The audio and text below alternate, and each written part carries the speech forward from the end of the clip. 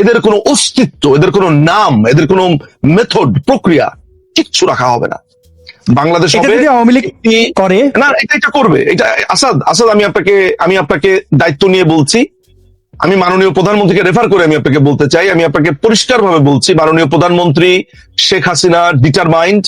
মাননীয় প্রধানমন্ত্রী শুধু ডিটারমাইন্ডই নয়, তিনি রীতিমতো, আমি আপনাকে কি বলবো, তিনি ফুসছেন যদি একটা সুযোগ হয়, just a single opportunity, they will be doomed, they will be gone. এটা নিয়ে কোনো রকমের সন্দেহ আপনি রাখবেন না। বাংলাদেশ যতদিন থাকবে আওয়ামী লীগ থাকবে, এবং আওয়ামী লীগ থাকবে। শেখ হাসিনা তিনি যদি মানে স্বাভাবিক কারণে ওনার মৃত্যু ঘটে, তারপরেও আমি জানি আওয়ামী লীগের যেই নেতৃত্বে আসবে এই জিনিসটা করবে। আর এই যে এই অবস্থানটা বলছেন, আমি একদম একটু দায়িত্ব নিয়ে বলতে পারি যে বাংলাদেশের মানুষ খুশি হবে, কারণ শিকার হচ্ছে। এবং আপনি দেখবেন, আমাদের জীবদ্দশাতে দেখে যাবেন যে এদের পরিণতিটা ঠিক কেমন ভয়াবহ। যে ফ্রাঙ্কেনস্টাইন তারা তৈরি করেছে, যেই অসুর তারা তৈরি করেছে, সেই অসুরই তাদেরকে বধ করবে। এটাই নিয়তি, এটাই ন্যাচারাল সিস্টেম। আসলে আপনি এটা থেকে তো অ্যাভয়েড করতে পারবেন না। ইয়েস, সে যে অন্যায় করেছে সেটার জন্য আমার যে কষ্টটা আছে, যেই রাগটা আছে, আমি জানি না সেই রাগ কবে থামবে। তবে আইনের আওতাতে তো এই মানুষগুলোকে আসতে হবেই একদিন না একদিন, তাই না? আসতে হবে। হয়তো বা বলেছি মাঝে মধ্যে, খুব রাগ করে বলেছি তাকে এখানে বেঁধে রাখবো, এখানে বেঁধে রাখবো, কিন্তু হয়তো বা বাস্তবে জানি না সেগুলো করবো কিনা, হয়তো করাও হবে না। কিন্তু আইনের আওতায় তো এই মানুষগুলোকে আসতে হবে একসময়। আসাদ, আজকে আমাদের আমি যে আপনাকে একটু আগে বললাম যে ওদেরকে আমরা নির্মূল করব, আমার কিন্তু আজকে এত বড় স্টেপ চিন্তা করতে হতো না। পলিটিক্যালি তারা নির্মূল হয়ে যেত। এখনো এই মুহূর্তে আপনি চিন্তা করেন যে বিএনপি জামাতকে কোনো ধরনের সাইড দিল না, আওয়ামী লীগ আছে ইলেকশনে, আপনার মনে হয় যে জামাত ইলেকশনে একটা সিট পাবে? পাবে না। মানে ব্যাপারটা দাঁড়াচ্ছে এইরকম, আমরা এখন বর্তমান পরিস্থিতি দেখছি আওয়ামী লীগকে খেদানোর জন্য এই যে মেঘ মোল্লা দেখলাম গতকালকে কান্নাকাটি করতেছে। কি তারা এখন নিউজ খারাপ, মানে তারা বলে যে আমাদের কি বলে শ্রেণী শত্রু দমাইতে হবে, বুর্জোয়াদের ঠেকাইতে হবে আমেরিকা। তারা আবার ইউনুসের নিয়ে আসছে আমেরিকার বড় দালাল। এবং ইউনুস একজন নাস্তিক, এবং ইউনুসের সাথে ফরহাদ মাজার নাস্তিক। এটা কে না জানে? আপনি সৈয়দা রেজওয়ানার কথা জানেন। এদের এই যে ক্যাবিনেটে বেশিরভাগ নাস্তিক। এখন ইসলামপন্থীরা তাদের মাথায় নিয়ে নাচতেছে, অর্থাৎ শেখ হাসিনার ঠেকানোর জন্য নাস্তিক হোক, বাটপার হোক, গণশত্রু হোক, সব এক। এবার আমরা একটু আবার ওই বক্তব্যে ফিরতাম যদি। নিজম ভাই, আপনি তারেক রহমানের কথা বলছেন, আওয়ামী লীগের জামাতের সাথে মানে ওই কাছাকাছি একই পথে হাঁটার একটা ব্যাপার ছিল, সেটা নিয়ে আওয়ামী লীগকে ব্লেম দেওয়া হয়। আমরা এই তারেক জিয়ার বক্তব্যটা শুনলাম, মানে এখন তাই তিনি এখন জামাত ভালো না, মানে স্বার্থের সংঘাতে আর কি। আমরা পাকিস্তানি একজন মিলিটারি অফিসারের বক্তব্য শুনি। পাকিস্তানের ISPR এর মহাপরিচালক লেফটেন্যান্ট জেনারেল আহমেদ শরীফ চৌধুরী, তিনি বলেছেন, আপনাদের আরো একটা উদাহরণ দেই। তার মানে ইমরান খান, তার সোশ্যাল মিডিয়ার টুইট দেখলে বুঝবেন তিনি গাদ্দার শেখ মুজিবুর রহমানের কত বড় ভক্ত। তার কারণে কত দুঃখ তার, মানে ইমরান খানের, সাবেক পাকিস্তানের প্রধানমন্ত্রী বারবার তাকে কোট করে এবং তার উদাহরণ দেয়, মানে বঙ্গবন্ধুকে কোট করে বঙ্গবন্ধুর উদাহরণ দেয়, কারণ তিনি মনে করেন তিনি সব বোঝেন, বাকিরা সব ভুল। মানে এই মিলিটারি অফিসার ইমরান খানের উপর চটেছে কেন বঙ্গবন্ধুকে ইমরান খান কোট করে, এবং ইমরান খানের এই কোট করাকে বঙ্গবন্ধুকে তিনি গাদ্দার বলেছেন। আচ্ছা, এইরা পাকিস্তানিরা তো হচ্ছে ওই যে SM কিক, শাহরিয়ার কবির, এই ফুয়াদ টুয়াদ্দার বাপ। এখন সন্তান বাপের সুরে গান গাইবেন, এটাই তো অস্বাভাবিক। গাইবে তো, মানে তারা তো গাইতেছে, এই বাপদের গান গাইতেছে। জিনিস শুনে আশ্চর্য হবেন যে ISPR এর এই যে শরীফ, এই লোকটি, তার ডেপুটিরা বা ISI এর বিভিন্ন অফিসাররা, আপনারা দেখেছেন গত 1 বছরে বাংলাদেশে কতবার এসেছে, তাদের কর্মকাণ্ড। পাকিস্তান সেনাবাহিনী যখন বলছে যে গাদ্দার শেখ মুজিব, এবং তারাই যখন বাংলাদেশে আপনার র্যাডিসন ব্লুতে থাকছে, বড় বড় হোটেলে, তাদেরকে আরেকটা নাম যেন কি ওয়েস্টিনে তাদেরকে আপনার হোটেলে রাখছে, বিমান ভাড়া দিয়ে বাংলাদেশে নিয়ে আসছে, এবং ভারতে আক্রমণ করবার জন্য ছক কষা হচ্ছে যে ইস্টার্ন এবং ওয়েস্টার্ন সাইড দিয়ে নাকি ভারতের উপর অ্যাটাক করা হবে। ভারত কি করেছে, ভারত আমাদের কি অন্যায় করেছে আমরা এখনো জানি না। কিন্তু এন্ড অফ দ্য ডেতে যেটা হয়েছে সেটা হয়েছে যে সেই লোকগুলো এখনো এই ধারণা পোষণ করে। ইমরান খানকে যে আমি খুবই দুধে দোয়া ব্যক্তি বলবো তা না, কিন্তু আমি একটা জিনিস তো সবসময় তার ক্ষেত্রে দেখেছি, যে পাকিস্তানের definitely one of the popular leader তাকে বলা হয়। তার উত্থানটাকে তো আমরা কয়েকটা প্রজন্ম ধরে বেসিক্যালি তাকে সামনাসামনি দেখেছি, তার উত্থানকে, তার পুরো জীবনের গ্লোরিফাই, তার ক্রিকেট ওয়ার্ল্ড থেকে শুরু করে আমরা সমস্ত দেখেছি। এই লোকটিকে কিন্তু আমি বরাবরই একটা কথা বলতে শুনেছি, এটা আপনি একটু জেনে রাখেন, যে যখন যুদ্ধাপরাধীদেরকে যখন বিচার করা হয় তখন কিন্তু এই ইমরান খান এগুলোর প্রতিবাদ জানিয়ে চিঠিপত্র লিখেছিল, এবং সেই সময় কিন্তু ইমরান খান আবার ওই এই রাজাকার আল বদরদের পক্ষে কথা বলেছিল। ফলে ইমরান খানের আজকে যে ভূমিকা সেটা নিয়ে দুঃখিত হওয়া যায়, কিন্তু সে যে অতীত কর্মকাণ্ড করেছে সেটা ভুলে যাওয়া যায় না। কারণ কোন পাকিস্তানিকে আসলে বিশ্বাস করাটা কোয়াইট ডিফিকাল্ট। ওই যে হুমায়ুন আজাদ বলে গিয়েছিল যে কোনো পাকিস্তানিকে আমি বিশ্বাস করি না, সে ফুল নিয়ে আসলো, ব্যাপারটা ওই রকম। কিন্তু ইয়েস, আপনি ঘটনাচক্র যদি দেখেন তাহলে আপনি দেখবেন যে অন্যান্য জায়গার থেকেও ইমরান খান একটা জায়গাতে তার অনুধাবন এসেছে বটে, যে বঙ্গবন্ধুকে ঠিক কোন জায়গাতে তারা পৌঁছে দিয়েছিল এই পাকিস্তানি জেনারেলরা। এই কিছুক্ষণ আগে, অর্থাৎ আপনার টক শোটা শুরু হওয়ার আগে, আমি পাকিস্তানি এক মেজর জেনারেলের বই পড়ছিলাম। বইটার নাম হচ্ছে ইন্দো পাক ওয়ার, ট্যাগলাইনটা ভুলে যাচ্ছি। খুবই খুবই একটা ইন্টারেস্টিং একটা বই আমি পড়ছিলাম, এই জাস্ট ওইখান থেকে উঠে আপনার প্রোগ্রামে আমি জয়েন করলাম। তো সেইখানে খুবই ইন্টারেস্টিংলি কিছু কথা বলা হচ্ছিল, এবং সে খুবই ইন্টারেস্টিং প্রশ্নও করেছিল। প্রশ্নগুলো ছিল এমন যে মুক্তিযুদ্ধে এই যে 6 দফার ব্যাপারে যখন আলোচনাটা হচ্ছিল, যে বঙ্গবন্ধু যদি প্রধানমন্ত্রী হয় তাহলে 6 দফা যদি এখানে অ্যাপ্লাই করা হয় তাহলে পাকিস্তান তো ডিভাইড হয়ে যাবে, বঙ্গবন্ধু আসলে, ওর প্রশ্নটা ছিল এমন যে বঙ্গবন্ধু 6 দফার পক্ষেই তো প্রচারণা করলো, ভোটও চাইলো 6 দফা নিয়ে, ইলেকশনের ম্যানিফেস্টোতেও 6 দফা লিখলো, এবং পুরা ইলেকশনটাই করলো 6 দফা নিয়ে। তখন পাকিস্তানিরা বা পাকিস্তানি জানতারা বাধা দেয়নি কেন? ইলেকশনের পর তাদের মনে হলো যে 6 দফা খুব খারাপ জিনিস। মানে বুঝতে পারছেন ব্যাপারটা? এই কথাগুলোই কিন্তু ইমরান খান বলছে।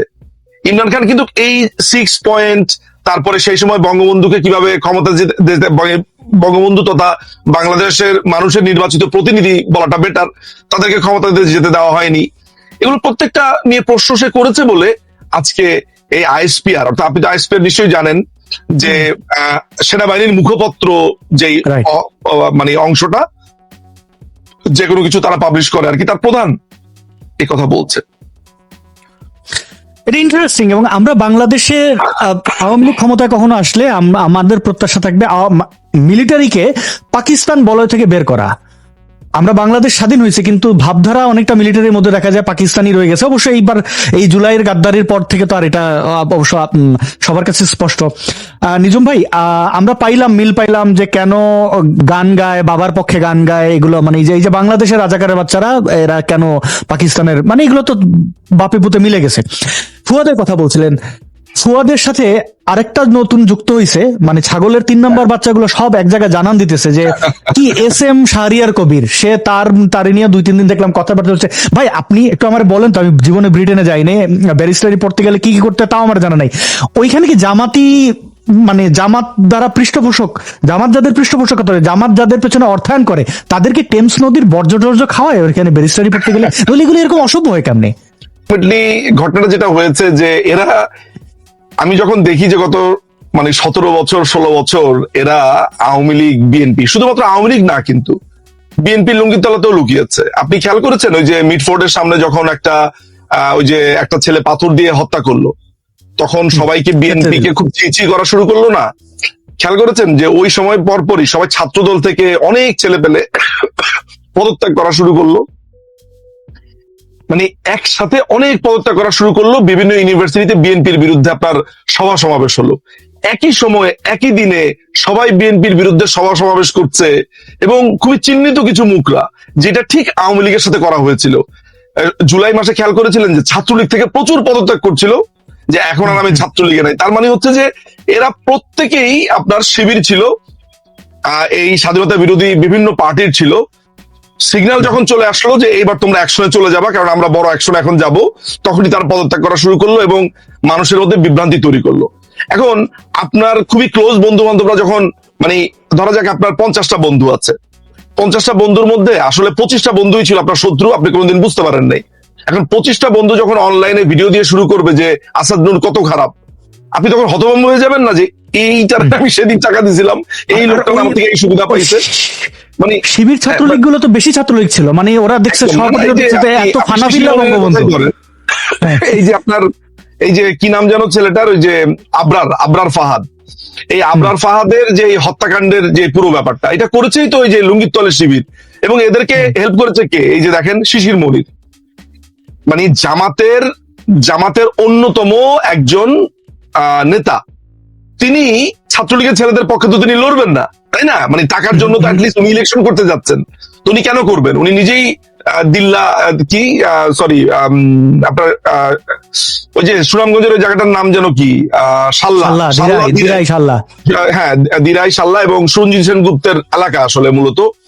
তো ওখানে আবার নতুন করে দেখেন লুঙ্গির তলে লুকানোর সিস্টেমটা দেখেন। কিছুদিন আগে বলেছেন না যে রোজা এবং পূজা একই, এটা কেন মামলা খেয়েছে? এটা কেন আমি জানি ওখানে প্রায় 45 to 49 হিন্দু, এবং ওইখানে তার জিতার জন্য সে, তার মানে হচ্ছে যে কোনো ধরনের কালার সে গ্রহণ করছে। হ্যাঁ, শিশির মনির লয়ার হিসেবে ভালো, আমি তাকে ব্যক্তিগতভাবে চিনি, রেসিডেন্সিয়ালের স্টুডেন্ট। দুঃখজনক লাগে আর কি যে রেসিডেন্সিয়াল থেকে যারা ভালো বের হয়েছে, খারাপও বের হয়েছে, এটা নিয়ে আর কি বলবো। কিন্তু এন্ড অফ দ্য ডেতে যেটা হয়েছে যে এরকম একটা ঘটনা ঘটার পরে ব্লেমটা কিন্তু বড় দলগুলোর উপরে যায় যে তাদের স্ক্রিনিং প্রসেস ভালো না, এটা না। কিন্তু আপনি কখনো কোন শিবিরের মধ্যে কোন আওয়ামী লীগের কর্মীকে দেখেছেন ঢুকতে পেরেছে? নাই। বিএনপি আওয়ামী লীগে এই জিনিসটা হচ্ছে বিকজ এই বড় দুটি দলের স্ক্রিনিং প্রসেসটা দুর্বল। ঢুকতে পেরেছে নাকি এরকম আমার মনে হয় না যে আওয়ামী লীগের মধ্যে সবচেয়ে খারাপ যে ছাত্রলীগ কর্মীটা, সে তার ওই রুচি হবে শিবিরে যেয়া রাজনৈতিক কোনো কারণে শিবিরে। আমি আপনার সাথে একমত। অনেকে হয়তো বা গোয়েন্দা হিসেবে ঢুকতেও সে রুচিবোধ করবে, কিন্তু আমি আর কি কথাটাতে বললাম যে আমি যেই কথাটা বলার জন্য এটা বলেছি যে ওদের স্ক্রিনিং প্রসেসটা কিন্তু খুব টাইট, হাই, যেটা এখন এখানে একটা কথা থেকে যায়। কারণ আওয়ামী লীগ তো ধরেন একটা বৃহৎ রাজনৈতিক দল, জামাত যেহেতু একটা ছোট কম্প্যাক্ট একটা রাজনৈতিক দল, ফলে তাদের মধ্যে এই ধরনের আপনার বাউন্ডারি দেওয়াটা ইজি। কিন্তু যেই ছেলেটা সার্জিস যেইভাবে আমার বঙ্গবন্ধু বলেছে, আচ্ছা আসাদ, আপনি বুঝতে পারছেন কখনো, মানে আপনি বুঝতে পারতেন কেউ যদি আপনাকে এরকম একটা ভাষণ দিত? আমার বঙ্গবন্ধু, মানে আমি তো বিলিভ মি, এটা আমার কাছে মনে হয় যে এত ছোট একটা বাচ্চা ছেলে, ও এত মানে ঠিক এমন হলো কি করে? কি ভয়ানক ব্যাপার না? ভেতরে ভেতরে কি প্রবল ঘৃণা পোষণ করত, কি প্রবল অপছন্দ তার, কি প্রবল এক ঘৃণা নিয়ে সে আওয়ামী লীগ করে গেছে, দিনের পর দিন ছাত্রলীগ করে গেছে। সে কিন্তু তার এই যে বলছে যে প্রধানমন্ত্রী আপনার আশেপাশে কিন্তু খন্দকার মুস্তাক আছে, মানে হ্যাঁ, আবার সেটা ওয়ার্নও করে দিচ্ছে। আসলে হাসি তো পায় না, হাসিরই তো ব্যাপার। মানে অনেকটা ব্যাপারটা এরকম যে মানে আপনি আউটপ্লে যখন হয়ে যাবেন, আপনি একটা ওই যে মুভি দেখেছিলাম স্পেশাল 26, একটা মুভি দেখেছিলাম স্পেশাল 26 মুভিটার মধ্যে ওই যে অক্ষয় কুমার তার দলবল নিয়ে যে ব্লাফটা দিয়ে দেয় আপনার মনোজ বাজপেয়ীকে, লাস্ট সিনে মনোজ বাজপেয়ী এমনই ব্লাফ দিয়েছে যে সে দুঃখে হাসা শুরু করেছে, বিকজ আসলেই তো তাই, ব্যাপারটা তো তাই। সো কি বলবো বলেন, এখানে এটাও ঠিক যে আমার সরলতার সুযোগ নিয়ে যদি কেউ আমাকে ব্লাফ মারে, তাহলে লজ্জিত হওয়া উচিত যে ব্লাফ করেছে তার। কারণ এখন আপনি যদি কারো কাছে শোনেন বঙ্গবন্ধুর কথা, আর কারো কাছে যদি আপনি জামাতি দেখেন, আপনি কাকে প্রেফার করবেন? আমি নিশ্চিত আপনি বঙ্গবন্ধুর কথা যে বলেছে তাকে প্রেফার করবেন। আপনি কিভাবে ভাই জানবেন? আপনি তো জ্যোতিষী না, মন পড়তে পারেন না, ওর মনে জানবো না। কিন্তু আমি ছাত্রলীগের পদধারী নেতা হইলে আমার এটা দায়িত্ব তার রক খুঁজে বের করা। কারণ রাজনীতি কিভাবে খুঁজে বের করবে ভাই? ওর বাবা হইতেছে যে ইউনিয়ন আওয়ামী লীগের সভাপতি, 3-4টা পদ হোল্ড করছে, তার বাবা দাদা সবাই আওয়ামী লীগ করতো। আপনি আমাকে বলেন যে বাবা, প্রথমে তো আমরা কি খোঁজ নেই, বাবা কি করতো? হ্যাঁ, এখন যেই ছেলের বাবা আওয়ামী লীগ ইউনিয়নের সভাপতি, বড় নেতা, বছরের পর বছর আওয়ামী লীগ করেছে, সেই ছেলে বলছো আমার বঙ্গবন্ধু, ভিতরে ভিতরে সেরকম পচে গেছে, গলে গেছে, আপনি বুঝবেন কি করে?